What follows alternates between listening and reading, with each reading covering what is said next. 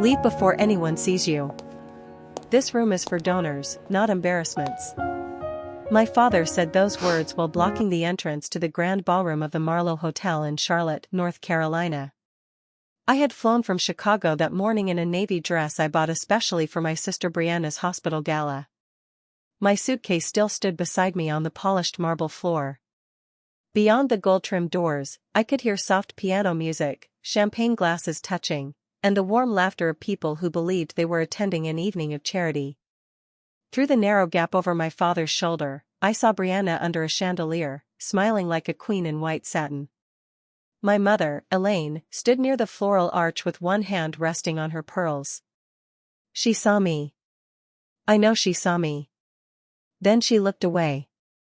"Dad," I said quietly, holding up the invitation with my name printed across the cream envelope. "Brianna sent this to me." Richard Whitaker did not even glance at it. His jaw tightened.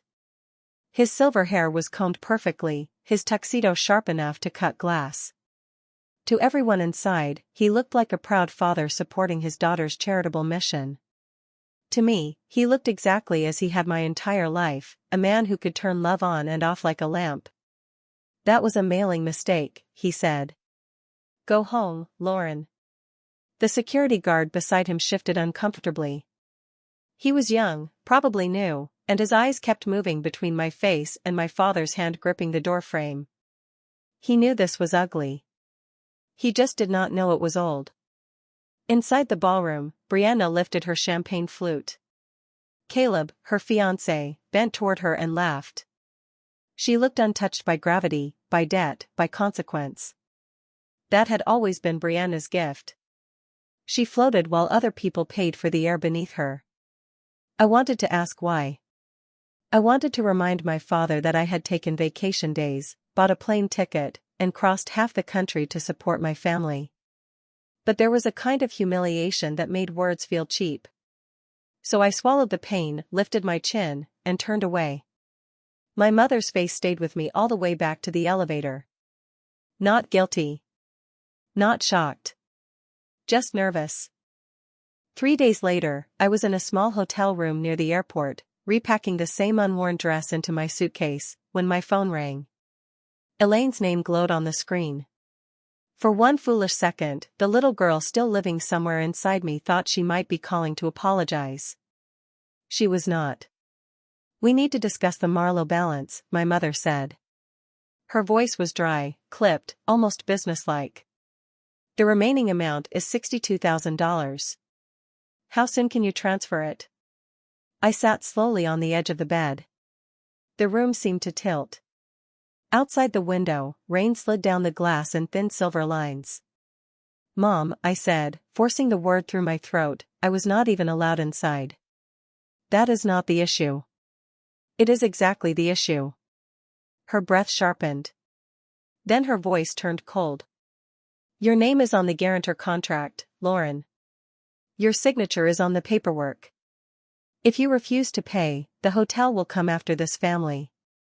Before I could answer, my father took the phone. "Listen carefully," Richard said. "You are not going to punish your sister because you are jealous. Brianna has worked too hard for this night. You have 48 hours to make this right." Jealous. There it was. The old knife, polished and reused. Brianna was delicate. Brianna was gifted. Brianna deserved protection. I was useful only when someone needed money, silence, or a clean reputation to borrow. My hand tightened around the phone. "You put my name on a contract? You made a commitment to this family," he snapped. "Do not pretend you are a victim." Then the line went dead. For a moment, I heard nothing but the rain and the slow hum of the hotel heater. The hurt rose first, hot and familiar. Then something colder moved beneath it. My parents had made one terrible mistake. They still thought I was the tired college girl who once worked late shifts and begged for approval at their kitchen table. They had forgotten who I became after I left. My name is Lauren Whitaker. I am a forensic audit manager. I do not cry over false documents. I trace them. I opened my laptop. The screen lit my face in the dark room. I found the Marlowe Hotel's event office, copied the director's email, and began typing a formal request for the complete contract file. My father thought a signature would trap me. He was about to learn that paper remembers everything. I did not sleep that night. The rain kept tapping against the hotel window like impatient fingers, but the real noise was inside my head. My father's voice repeated itself over and over. Your signature is on the paperwork. You have 48 hours. Do not pretend you are a victim. At 6:15 in the morning, I made coffee in the tiny hotel machine and sat at the narrow desk by the window. The coffee tasted burnt, but it steadied my hands. I opened my laptop and reread the message I had drafted to the Marlowe Hotel's event office. Not angry. Not emotional. Not one word about being humiliated at the ballroom door. Anger gives people permission to dismiss you. Facts force them to respond. At 8:30, I called the hotel directly. A woman named Cassandra Vale answered from the events department. Her voice was polished, warm, and practiced, the kind of voice used to calm nervous brides and wealthy donors. I introduced myself as Lauren Whitaker, the alleged guarantor on the Brianna Whitaker Hospital Gala account. The warmth in her tone brightened instantly. Oh, Miss Whitaker, thank you for calling. We have been waiting to confirm your payment method for the remaining balance. I let the silence sit between us for one full breath. Cassandra, I said, keeping my voice low and clear, I did not authorize that contract. I did not sign a financial guarantee. I was physically denied entry to the gala by Richard Whitaker at the ballroom door. Her silence changed shape. It became careful. I see, she said slowly. No, I replied. You do not see yet. But you will. I am requesting the complete contract file, including the signed guarantor page, electronic signature certificate, timestamp, device record, and Internet Protocol routing data. Until that review is complete, any collection effort against me must be suspended. Another pause. In that pause, I could almost hear her sitting straighter. Miss Whitaker, she said, no longer sounding like a hostess, I will need to speak with our finance director. Please do. While I waited, I stared at my reflection in the black laptop screen. I saw tired eyes, a woman in yesterday's blouse, a daughter still bruised by a door closed in her face. But behind that woman was someone my family had never bothered to know. Someone who had spent years following missing money through false invoices, shell companies, altered ledgers, and trembling signatures. 37 minutes later, the email arrived. The attachment was 15 pages long. I downloaded it into an encrypted folder and began reading. The first pages listed the ballroom rental, premium catering, live piano, floral installation, lighting design, and a private media crew. Brianna had called it a hospital gala, but the invoice read like a coronation. White roses flown in overnight. Champagne towers. A red carpet photographer. Customized sculptures carrying the Whitaker name. Then I reached the final page. There it was. Lauren Whitaker. My name sat on the guarantor line in blue digital ink. For a second, grief pressed both hands against my chest. There is something unnatural about seeing your own name used against you. It feels like finding your face in a stranger's passport. I zoomed in. The signature was wrong. The curve of the L was too heavy. The final R ended with a sharp little hook I never made. Most people would have missed it. Richard counted on that. But I had reviewed thousands of signatures in fraud cases. A true signature moves like breathing. A forged one hesitates. This one had hesitation in every stroke.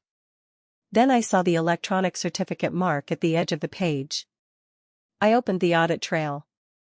The document had not been signed in Chicago. It had been opened and executed from a residential network in Charlotte.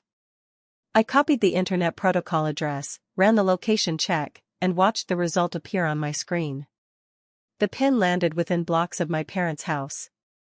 My breath left me slowly. Richard had not even hidden.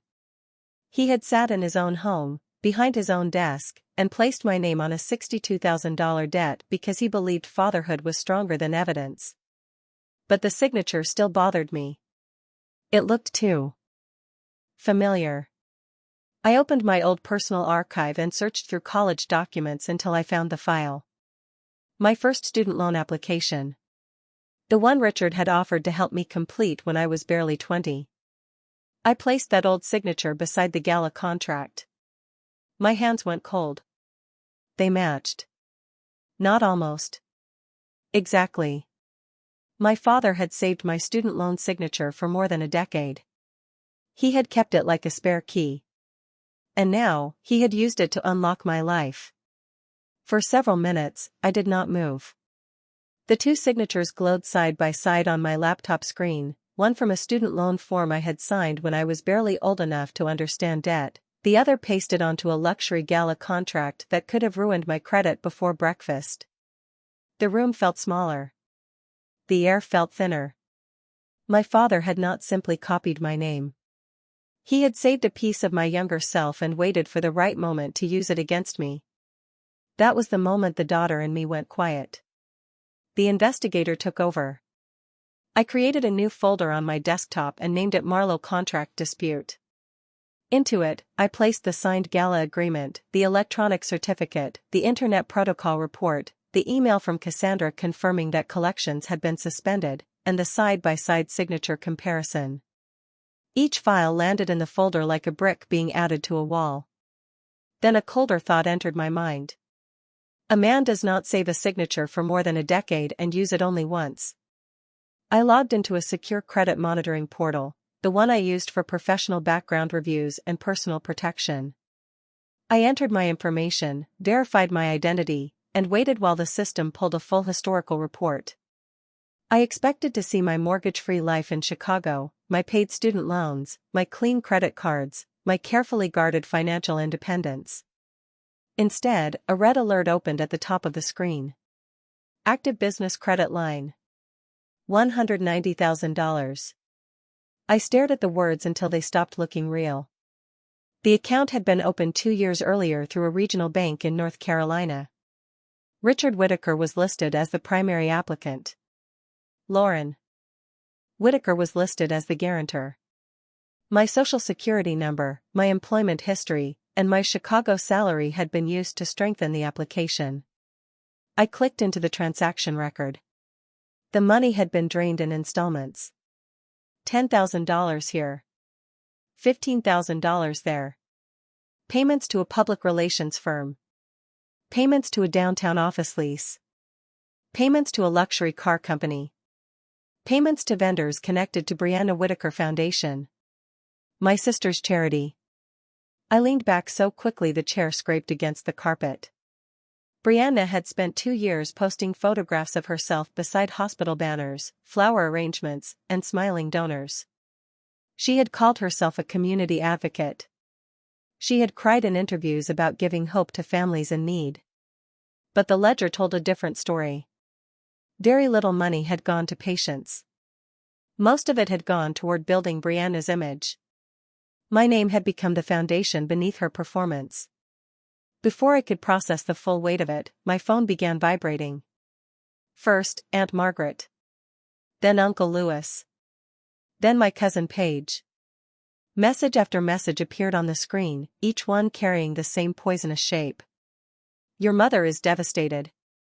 How could you promise to pay and then abandon Brianna? Family means sacrifice. You have changed since moving to Chicago. I did not answer. I simply took screenshots. Then a message arrived from Natalie, my quiet cousin who rarely stepped into family conflict. Lauren, you need to see what they are saying. A cluster of images followed. They were screenshots from the Whitaker family group chat, the one I had not been included in for years. Elaine had written a long, trembling paragraph about how I had offered to sponsor Brianna's gala as a secret gift. Richard added that I had backed out because I was jealous of my sister's happiness and success. Brianna wrote that she was heartbroken but trying to stay graceful. Graceful. The word almost made me laugh. I opened a spreadsheet and began logging every accusation. Sender. Time. Exact wording. Screenshot source. I treated their cruelty like evidence because that was what it was. A smear campaign has a pattern. First they steal from you. Then they accuse you of betrayal for noticing. Near midnight, Brianna called. I routed the call through my work line and recorded it automatically. When I answered, her voice came through sharp and breathless. Lauren, just pay the hotel. You are making everyone miserable. How did my signature get on the contract? I asked softly. She scoffed. Dad handled the paperwork. You have the credit. You have the salary. Why are you acting like this is some crime? There it was. Not confusion. Knowledge.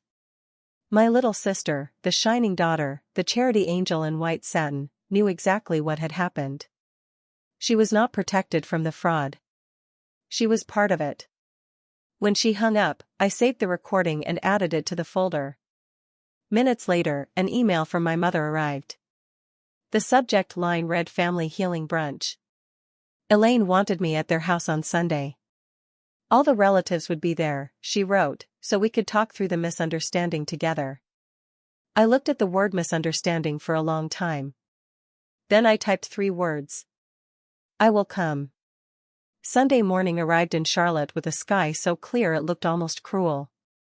The kind of blue sky families use in photographs to pretend everything beneath it is clean. I parked my rental car 2 blocks away from my parents' house and sat for a moment with both hands resting on the steering wheel. The neighborhood had not changed much. Wide lawns. White porches. Neighbors walking small dogs as if pain did not exist behind painted doors. My parents' house stood at the end of the street, brick-faced and proud, with trimmed hedges and a wreath on the door. For years, that house had looked to outsiders like safety. To me, it had always felt like a courtroom where I was born already guilty. On the passenger seat sat a leather document case. Inside were 4 printed folders. The Gala contract. The electronic signature trail. The internet address linked to my father's home office. The student loan signature comparison. The business credit line for $190,000. The withdrawal history. The group chat screenshots. Brianna's recorded words transcribed on paper.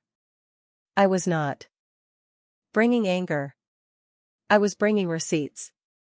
Before getting out of the car, I looked down the street and saw a black sedan pull in behind me. Marcus Reed stepped out wearing a charcoal suit and carrying a slim briefcase. Marcus was 41, calm, precise, and built like a man who had never needed to raise his voice to terrify anyone. We had worked together years earlier on a financial misconduct case. He knew what fraud looked like when it wore a pleasant smile.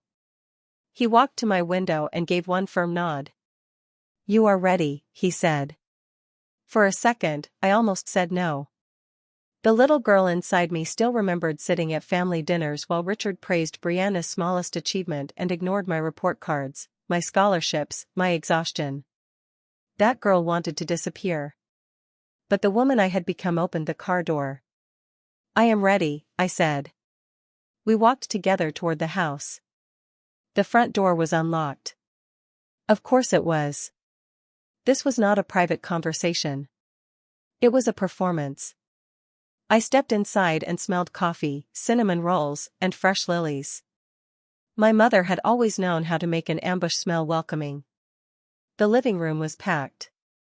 Aunts on the sofa. Uncles standing near the windows. Cousins lined along the wall with folded arms and curious eyes. Brianna sat near the fireplace in a soft cream dress, her face pale but composed.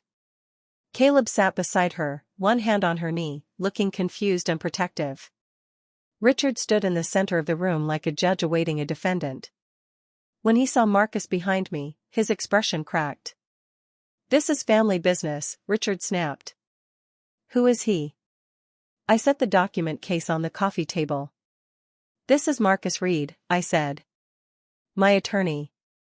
The word attorney moved through the room like a cold wind. Aunt Margaret lowered her coffee cup. Brianna's eyes widened.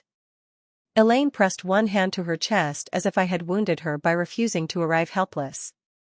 Richard's face flushed dark red. You brought a lawyer to your mother's healing brunch? I brought representation to a meeting about a $62,000 contract with my name on it. Silence. Marcus stepped forward, his voice smooth and controlled. If the contract is legitimate, my presence should not concern anyone. Richard looked around, searching for support. A few relatives shifted uncomfortably, but no one spoke. The power in the room had changed. He could feel it. So could I. Elaine began softly. Lauren, sweetheart, we only wanted everyone together so we could clear up this misunderstanding. I opened the first folder. This is not a misunderstanding. The paper made a clean, sharp sound as I placed it on the table. This is the Marlowe Hotel's notice suspending collection because the guarantor's signature is under fraud review. Brianna stopped breathing. I saw it. Her shoulders locked. Richard laughed once, too loudly. Anyone can print a letter. Marcus removed a second page from his briefcase. This is the electronic signature certificate. The contract was not signed from Chicago. It was signed from a residential internet connection in this neighborhood. He paused and looked directly at Richard. From this house. The room froze. Uncle Louis leaned forward. Aunt Margaret whispered, Richard? My father's mouth opened, but no sound came out. For the first time in my life, I saw him without a script. I placed the signature comparison beside the certificate. He did not even write my name by hand. He used a signature I gave him years ago on a student loan document.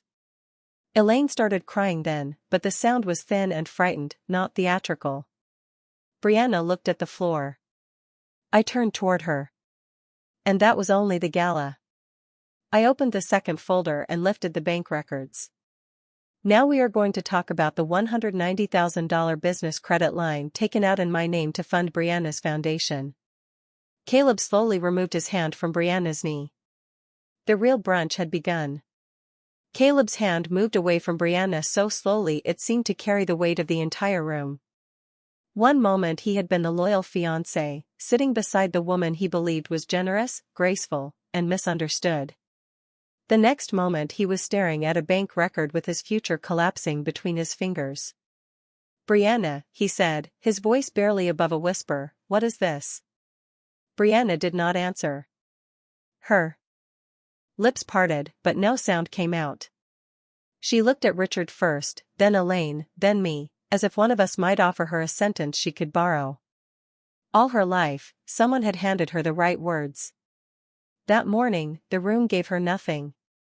I placed the bank ledger on the coffee table and turned it so everyone could see. 2 years ago, a business credit line for $190,000 was opened through a regional bank in North Carolina. My father was listed as the applicant. I was listed as guarantor.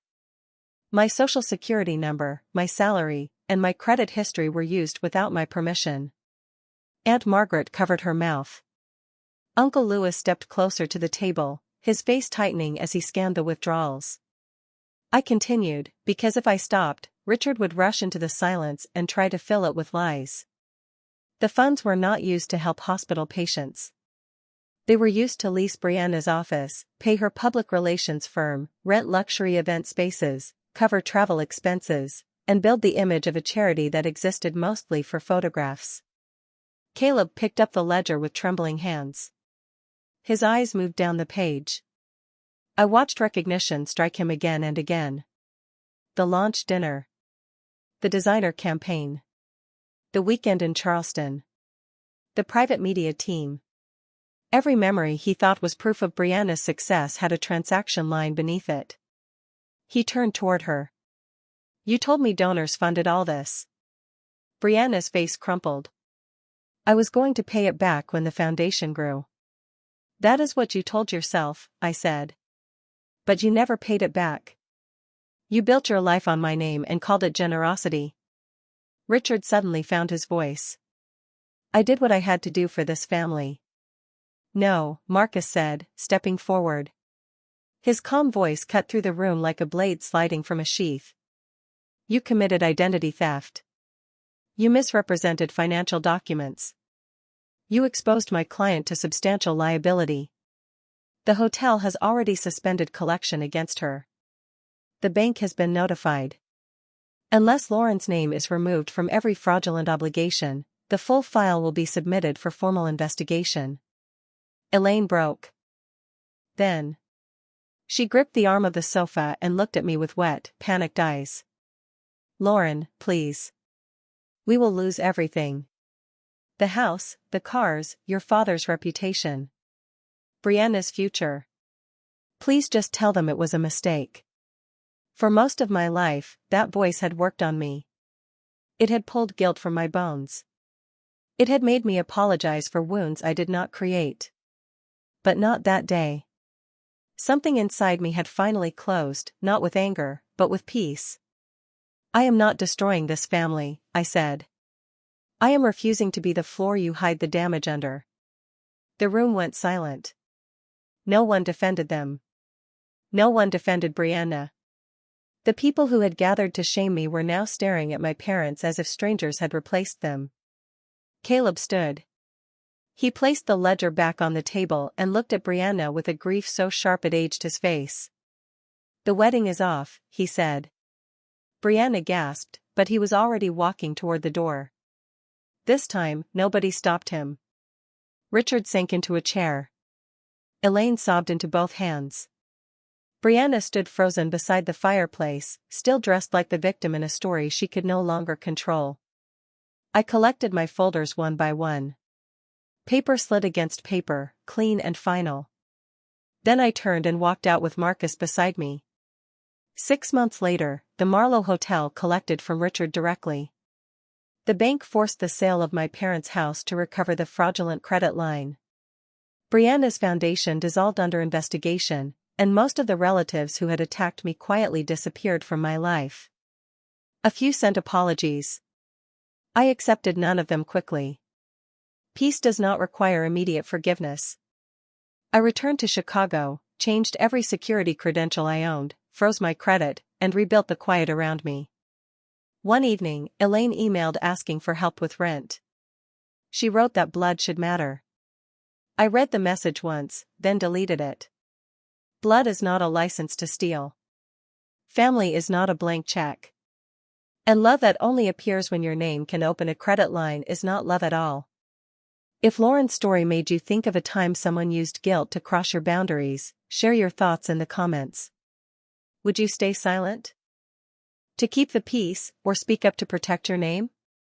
If you believe every person deserves to own their signature, their future, and their peace, like this video, subscribe to Still Waters Payback, and join us for the next story.